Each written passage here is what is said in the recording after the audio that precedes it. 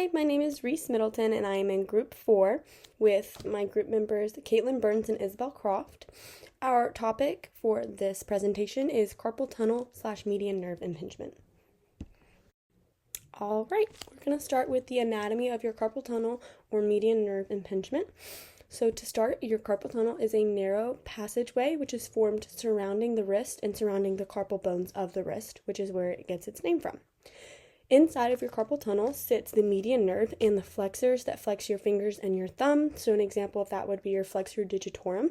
And those are just different muscles. Different flexor muscles will also sit with the median nerve.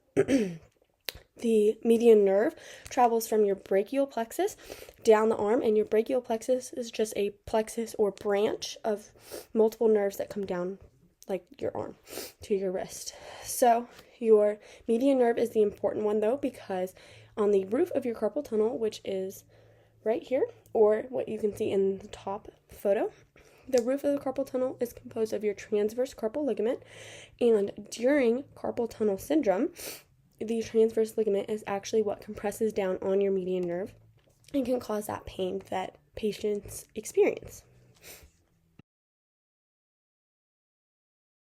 So next we're going to be talking about the mechanisms of carpal tunnel syndrome. So carpal tunnel can be seen commonly in people who have fractures or dislocations in areas that are on the hand, wrist, or lower arm. It can also be caused by any nerve damaging conditions because of the median nerve. And I saw that diabetes was one of those, which I thought was very interesting.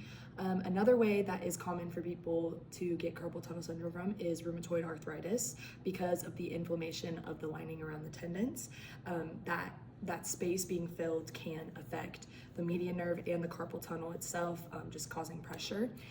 Another way, and a very common way that people are seen having carpal tunnel is the use of very harsh tools and constant wrist flexion and repetitive movements, and that cause pressure on the nerve. So an example is a jackhammer, like somebody is that vibrating motion, and the constant wrist flexion can cause something like carpal tunnel. And then in the exact opposite way, carpal tunnel can also be caused by a workspace with improper repetitive wrist stabilization. So I put on there, as you can see in the picture, like if your wrists are a certain way for a really long time, it can cause pressure on that nerve, and then carpal tunnel syndrome can be an effect of that. So things like typing on a computer, any gripping movement like a steering wheel or holding a phone can affect that. I also wanted to note that I thought this was very interesting, which is why I put it in the slide, is that women can be affected more because certain women, some women not, but some women have a smaller carpal tunnel space, and so all of these movements and things will affect them a lot easier than somebody who has a bigger carpal tunnel space, and they can be more likely affected. So next we're going to be talking about now we're going to be talking about recognition and evaluation of carpal tunnel syndrome. So recognition, signs and symptoms is going to be tingling and numbness are the main two.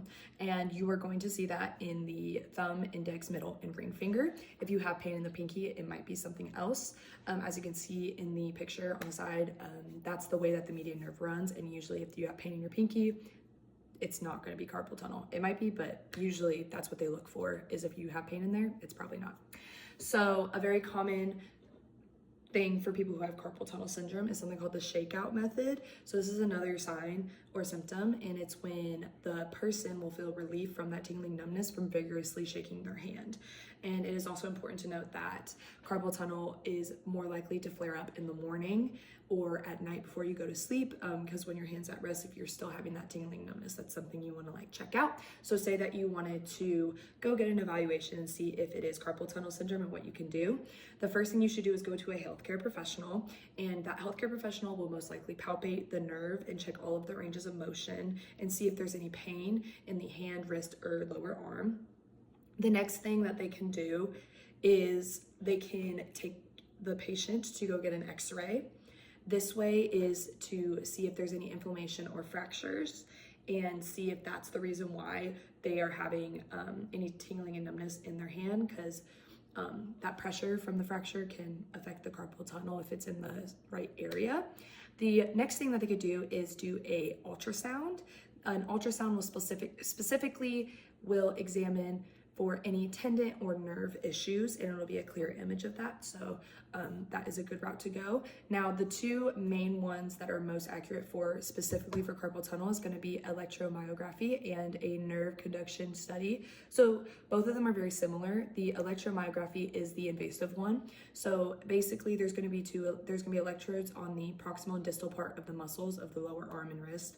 And then they take a needle and they go directly in the middle of the two, and then they check for the electroactivity, and they measure it and see if there's any issues there with the nerves or muscles, and how fast the electroactivity moves.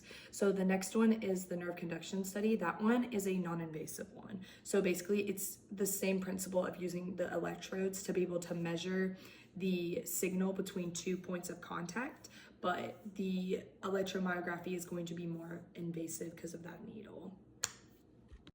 So now we're going to be talking about Okay, now we will move on to treatment or surgical corrections for the nerve impingement. So there's different types of treatments that can occur depending on the severity of the impingement. So if it's very mild to mediate pain and symptoms, typically that will be treated with a wrist splint as seen above, or NSAIDs, which is like things like Advil, Tylenol, just pain relievers to help reduce symptoms. Now, in a more severe case, it would require surgery. There's a couple different types of surgeries that can be performed. There's endoscopic ones, but then the most common is the open release, as seen in the bottom. This is when a surgeon makes a small incision in the palm of the hand and will cut through the transverse carpal ligament, which is what is impinging on the carpal nerve. This will allow the carpal nerve to be freed and release some of that pressure and pain and symptoms that the person is experiencing. Now, over time, the ligament will develop scar tissue, and it will help extend the ligament and release some of that pressure and release some of the stiffness that they're feeling as well. Now, on to rehabilitation and return to play specifics. So, when it comes to rehabilitation, it truly depends on the surgery type and as well as the surgeon that performed it. So after surgery, wrist bandages and a splint is placed on the hand and wrist for around 2 weeks. After this time, a removable splint will be used for a few months after post-op. Once the splint is removed, occupational therapy will begin. This is used to help patients gain strength, mobility, and range of motion back in the fingers, hand, and wrist. This will also help limit stiffness as well.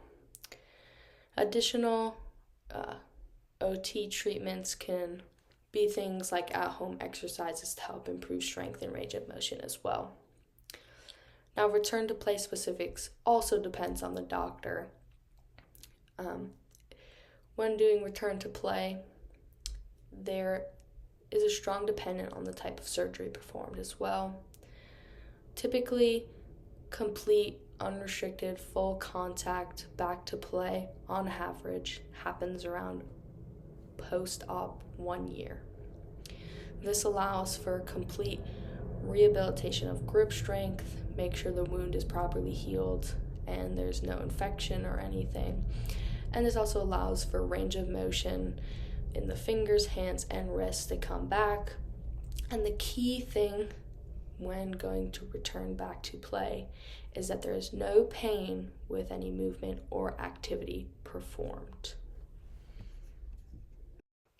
All right, I'm back and just presenting our reference slide to you. This is all of our websites, articles that we used for this PowerPoint and for our paper.